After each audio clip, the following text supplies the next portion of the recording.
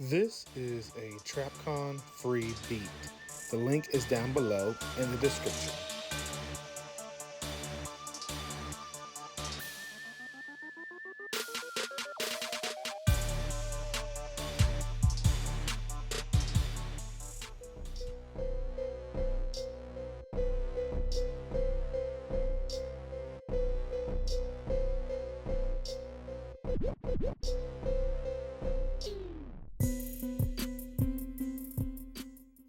Welcome back, bros, to another video review. Today, I have the opportunity to take a look at another Transformers Legacy United Voyager class Beast Wars Universe Silverbolt. So as for the contents inside of this packaging, here we get Silverbolt himself in his robot mode, and then we also get his two only accessories, which are a part of Silverbolt's wings and also swords in robot mode. And then we get the instruction manual, which is standard to all Transformer figures inside of every packaging. So here we are zoomed in to take a closer look, bros, at this figure for what we get for the character Silverbolt from the Beast Wars universe. Now, right off the bat, guys, we all know this is an impressive representation of the Silverbolt character from the cartoon show that everyone loved back in 1996, Beast Wars. So checking out this figure for what we get, Silverbolt's head is spot on. Looks great, looks accurate to the CGI model. I have no complaints there. Now, looking to the rest of the figure just for the paint details. Now, I'm going to be honest, guys. The wings and the weapons right here where the tips are, where they're painted in that gradient from black to like a black gold to a gold, that is impressive. Hasbro has done a terrific job and mastered the grading system, and especially on the wings back here, you can see that too. So that's just very good right in there. The gold that they use for this figure is spot on. I'm glad they used a high quality gold rather than a cheap gold. Now see, this is funny. You used the expensive gold all over this, but when it came to core class Cheetor from Beast Machines, the only premium gold he got was on the abdomen region. Now, on that figure, I know he has a little bit more gold in certain areas, but they omitted a lot of those areas out. But anyway, we are talking about Silverbolt. Silverbolt is impressive myself, in my opinion. Check out the details on the chest, where the arms and the shoulders connect. You see the fur-like area right there on the chest, and not only that, in the front of the legs. So that looks good right there. You have the paint all the way down from the calf muscles all the way down to part of the toes. So yes, this figure has a decent amount of paint job, and the paint job gradient, in my opinion, is pretty masterful. So okay, bros, let's continue this review and take a look at the articulation for this figure. Now, with this being a Voyager size figure, we should get a decent range of articulation. But let me go ahead and show it just in case you don't have this figure, so you know what you're in store for once you pick it up. So let's start with the arms. I'm just gonna pick them because they're one of my favorite. They also swivel right here at the upper bicep right here. You can see it can go all the way this way, all the way that way, but it is hindered by the back kibble of Silverbolt's leg. It is on a double joint, but when you do that, it also loosens this piece right here. So unfortunately, that looks a little weird if you try to get him doing that, but that's due to transformation. So you get that double elbow hinge right there. As you can see right here, the wrist is on a mushroom peg. It swivels all the way around as I just showed you.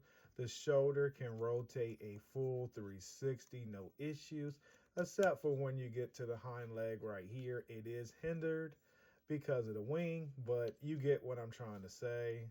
So I'm just going to rotate it back the other way because it's just easier that way. And as you saw, you have the hinge right here to make his shoulder go down or up, but really that's just to lock it in place. It wasn't locked all the way in.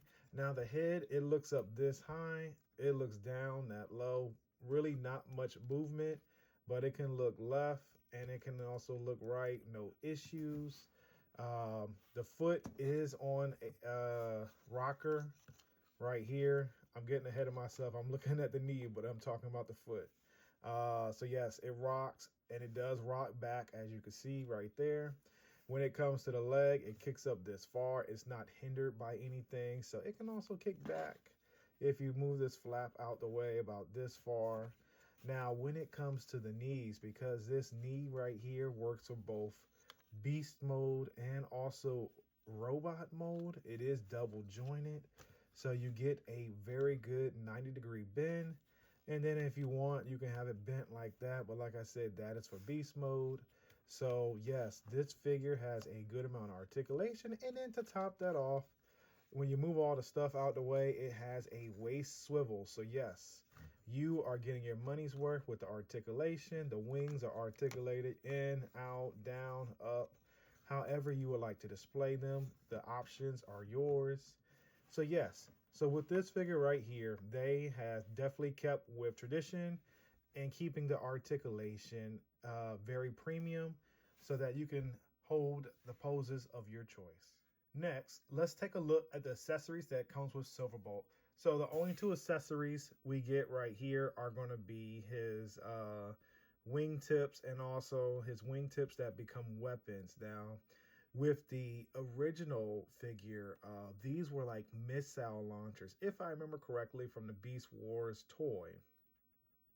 You would be able to put these in and he would be able to fire them out with his wings or whatever like that. But now with the newer version of toys, they're getting away from the gimmicks and now putting more into the accuracy of the actual figure. So we're losing gimmicks, but we're getting more details and more engineering in the figure. So I think that's a fair trade. But for me, I'm always a gimmicks type guy. I love gimmicks from when I was a child for all my Beast Wars and Transformer toys. So basically, you just put them in his arm like this. They slide in. You can also put it in him to make it seem like he has a mace, or you could put it separately like this to make it seem like he has two swords, and they go in there very easily. If you don't want to put them in your hands, you can store them on the back of the wings too, as a heads up. So now it's time for comparisons, bros. And right off the bat, I thought to myself, no other figure to kick off my comparison segment, but with some original Beast War figures.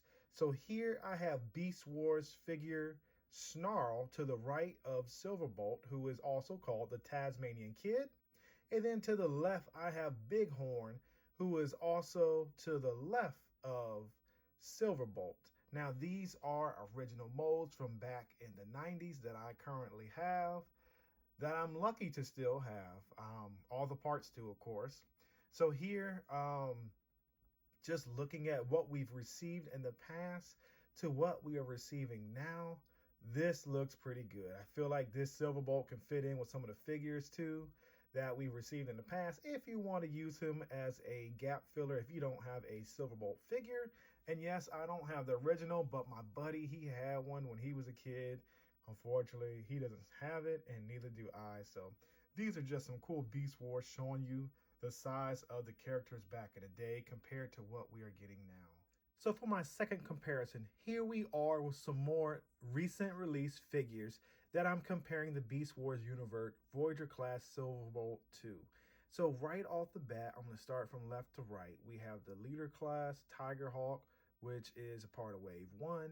We have Wave 1, the Tasmanian Kid, aka Snarl. And then to the right, we have Wave 2, Beast Machines Cheetor.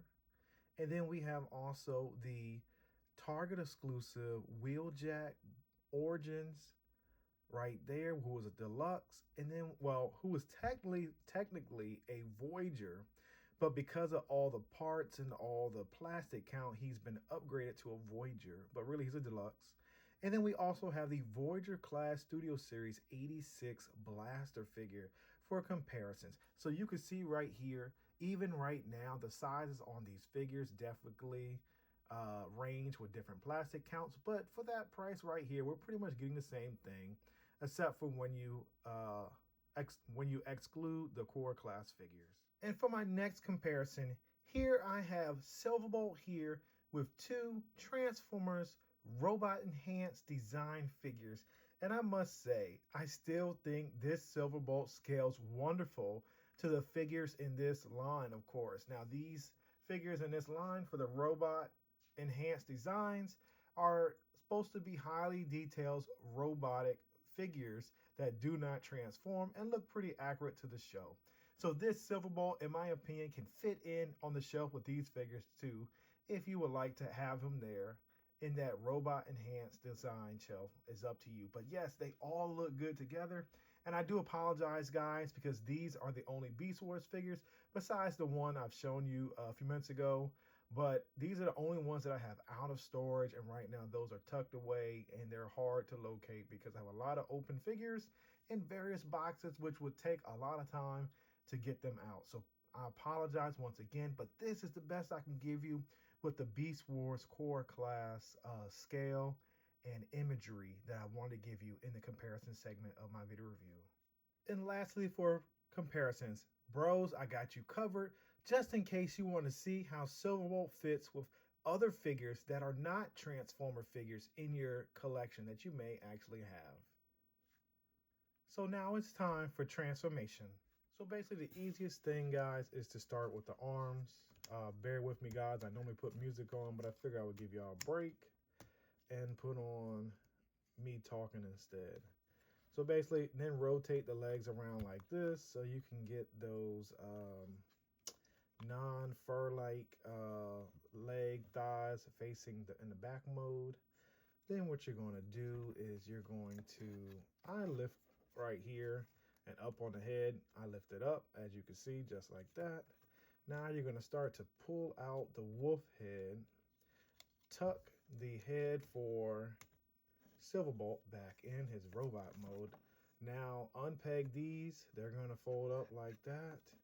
You're going to pull this, or yeah, pull it out because it's pegged in, as you can see, just like that. Do it on this side also. Pull it out. Once you got it out, you're good to go. Now start to bring it together. They're going to lock in right here on the chest. There's a little peg. Once you got them locked in, you're going to line them up perfectly. Give it a snap, a squeeze, and you'll get a snap just like that. So squeeze, snap, it's in. Now you can just position them how you want it to be. Now that it's locked in, I'll get a little, there we go. I don't know if you heard it, but now it's locked in completely. So now what you're gonna do is you're gonna spin this around and rotate it. Lock in the tail fin. There's gonna be some slots right here. I don't know if you can see it. Give it a tight squeeze, put that in. Now, here's the easy part. You're gonna take this underbelly, which was his hip skirt, fold it up like this. It's gonna snap in. It has two pegs right there. Now you're going to start to get Silverbolt in the position that you want him to be in. So angle his hind legs, rotate his feet, or his front legs basically in this mode, because at first it was his actual legs. Bring down the head. There's a snap to click in right here. Once you click that in, now click in the head for the wolf. And now you pretty much have Silverbolt in his Fuzor mode. So just angle his feet right so that get him the way you want. So he's all flush on the ground. And yes, now we have Silverbolt in his Fuzor mode and ready to go.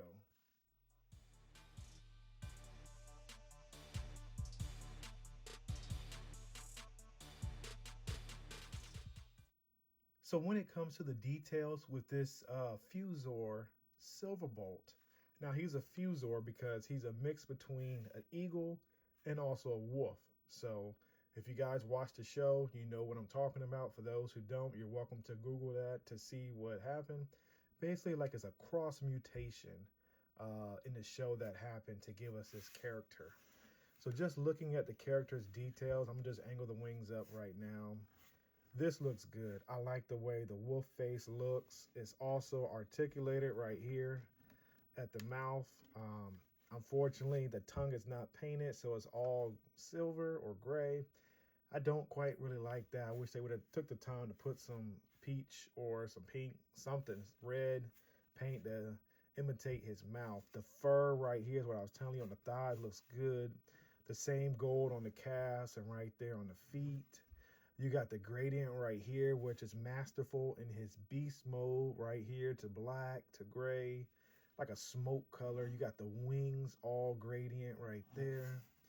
You got the back too with the gradient going into the gray and into the white. So yes, Hasbro did an excellent job with the paint details on this figure. It is molded in that gray plastic. The underbelly has the fur right here and some of the mechanical details that you would know if that was actual in a robot. But all in all, it's a decent figure, and I'm liking what Hasbro has done with this character. Bros, check out these comparisons in alt mode. So here we have the Silverbolt Transformers Legacy United in the middle, surrounded by some more Legacy figures and then some figures that are not Legacy. For instance, the Studio Series and the original Beast Wars series toys from back in 1996. So left to right, we have the Beast Wars Buffalo Bighorn. We have the Legacy Tasmanian Kid, aka Snarl. Then also to the right of Silverbolt, we have the Beast Machines Cheetor figure. And we also have the Studio Series Rise of the Beast Cheetor figure, just so you could use these as scale references for when Silverbolt is in his alt mode, or beast mode, or Fuzor mode, whatever you choose to say for this mode. So now, bros, it's time for the Yeah Bro figure pickup or pass grading system, where I get to share my opinions and thoughts on this recent figure in which I just reviewed and picked up before you. In efforts that I'm using my opinions and my thoughts on critiquing this figure in efforts to helping you or persuade you to pick up this figure, or ultimately letting you know that this figure is not worth your time and you should pass. But with all that being said, guys, the decision is always up to you totally. So bros, as for me, you already know what I'm going to say. This is a pickup in my opinion. And the reason why it is a pickup, because this is the first of the mold. I don't know anything else that they can remake this figure for. So yes, they used the whole budget to give us a very, very, very good figure. The paint details on this figure is masterful in my opinion. Like, Hasbro couldn't do any better, but the only gripe I have is the fact that they did not paint his mouth. They could at least painted his tongue red, peach, whatever color you want to call it, just to break up that gray right there. Other than that, I have no complaints with the paint details on it because it's done very good. When it comes to the molding, this is the only and original use of this molding that I can think of, unless they just repaint the color of Silverbolt into something else to make some new creature. That's up to them, but this molding is perfect. My copy is crisp, clean. I don't have any quality or QC issues. Everything is tight in a way a figure should be when you first open it out of packaging. When it comes to the playability, there is a ton of playability in his Fuzor mode, and not only in the Fuzor mode, but also in his robot mode. So yes, guys, with all of this said, in my book, that makes this a pickup. So if you see this figure at your local Toys R Us or Target or local toy shop that sells these, Walmart, whatever, definitely pick them up and do not hesitate, because this is a figure that completes the main Beast Wars cast. I would say, unless you include the other Fuzor Quick Strike, then you would have pretty much the whole, I guess, character wave of season 1 and like 1.5 of Beast Wars. So yes, it's a pretty cool figure, guys. Definitely don't hesitate on picking it up. So if you're interested in picking up a copy of this figure, I got my copy from cmdstore.com, which is the command store. It is a Canadian store, and yes, I did get this figure early, but unfortunately with all of the things going on, I wasn't able to get you this review as fast as I normally should. But like I said, I end up paying retail for this figure, which was surprisingly with that store, because they had them early. I end up paying $34.99 plus taxes and shipping. So with that being said, the shipping wasn't that bad, so it was justifiable to get him early. But unfortunately, I wasn't able to get you the review as fast as I wanted. So thank you guys for your support, and the link will be posted below if you would like to pick up this figure from commandstore.com. If not, you can also check and hunt at your local retailers to also find this figure also. As always, please like, comment, share, and subscribe. By doing these 4 actions, it shows my channel a tremendous amount of support, and not only that, positive feedback as a YouTube content creator. Thank you once again for spending your time watching my video, and until next time, yeah bro, I'll see you soon. And wait guys, don't forget to turn on your notification bell so you can be informed when I've uploaded new content for you to check out at your earliest convenience. Thank you.